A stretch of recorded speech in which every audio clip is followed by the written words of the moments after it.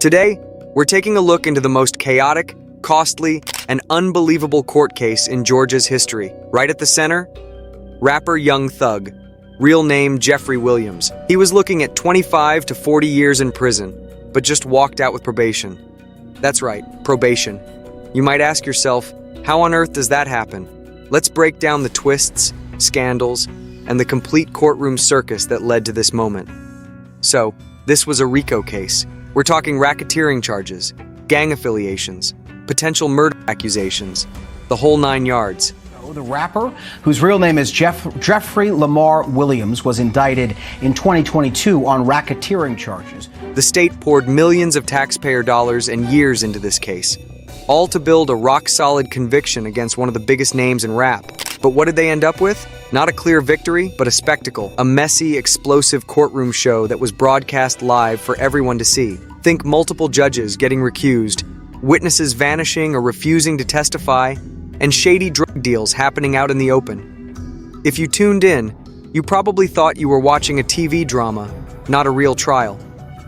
Now, it all started with the first judge, a judge who seemed barely in control. We're talking over 100 witnesses, evidence that seemed to shift by the day, and two sides that couldn't stop bickering. Everything dragged on. Witnesses were called back repeatedly. Accusations of evidence tampering were thrown, and the defense was left wondering if this was even real. If you were watching, you'd swear this courtroom was less of a legal institution and more like a circus.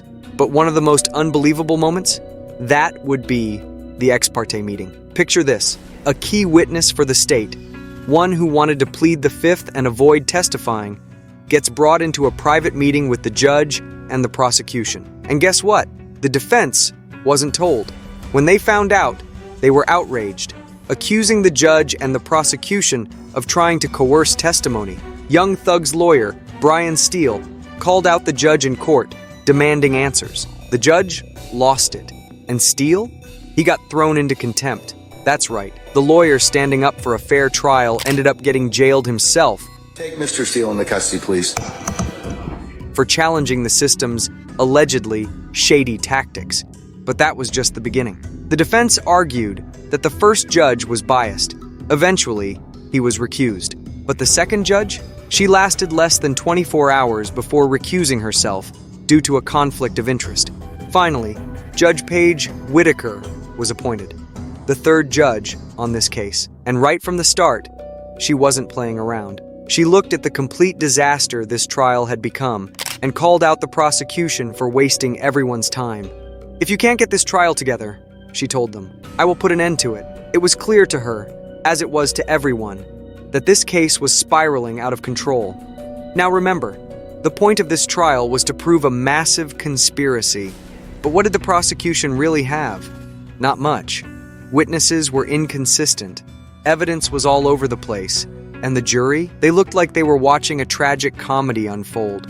To make matters worse, one detective slipped up on the stand, mentioning a defendant's prior criminal history. That is a major violation. The judge threw him off the case immediately, which didn't sit well with the prosecution, but was another sign of how completely disorganized this whole trial was.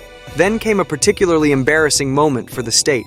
They called a witness to read social media posts. Posts they claimed proved gang connections. But when the defense objected to specific hashtags, arguing they'd prejudice the jury, the judge agreed to redact them. And yet, when the state handed the witness the same document in court, they hadn't removed the hashtags, so the witness reads them out loud. And this judge? She loses it on the prosecution, calling them sloppy and accusing them of making the case harder for everyone. And that's just one example. Imagine watching the prosecution try to prove a conspiracy with everything looking so disjointed, so confusing, that even the judge was questioning whether they had a clue what they were doing. It was a mess. The defense kept pushing for a mistrial, accusing the state of baiting them, breaking rules, and violating evidence protocol. But each time, the judge denied it, refusing to end the trial with prejudice. She'd say things like, I don't think they're doing this on purpose. They're just bad at their jobs. But when a person's life is on the line, should bad at their job really be good enough? Shouldn't that be grounds for a mistrial? Then we get to the endgame.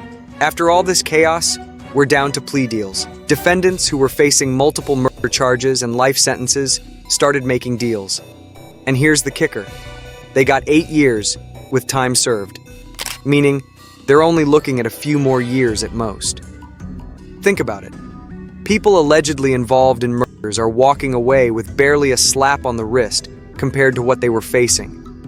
All because the case was so badly handled that the state had to settle. And finally, we come to young Thug himself. In their closing arguments, the state made one last push, quoting lyrics they claimed tied him to gang activity and violence. They cherry-picked lyrics, some from songs by other artists, and tried to frame him as the mastermind behind it all. But here's the twist. These lyrics, some were written before any of the alleged crimes even happened. Brian Steele, his defense lawyer, wasn't having it. He pointed out how these lines were being taken out of context, trying to make him look guilty for things he had no part in. And then Steele drops a bombshell. He tells the court that young Thug was offered probation early on if he'd just admit he was the gang leader.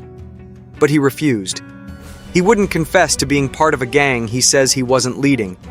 And so he stayed in jail, risking everything to maintain his stance. Steele asked the judge, if the state was willing to let him walk free just by admitting to these things, are they really so sure he's a danger to society? And the judge took that in. Finally, the judge delivers her verdict. Taking into account all the time, money, and resources spent, she gives young Thug probation. And this record-breaking, taxpayer-draining trial, the longest and most expensive in Georgia history, ends with its biggest defendant walking free on probation. For those watching, this was more than just a verdict.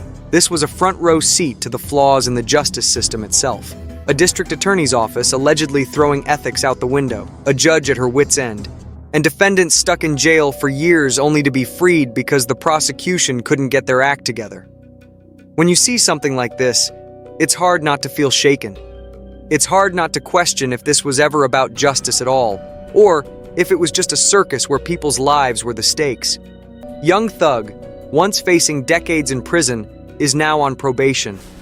A courtroom saga that's probably going to become a documentary. And for anyone watching, it's a reminder that sometimes the justice system isn't about justice.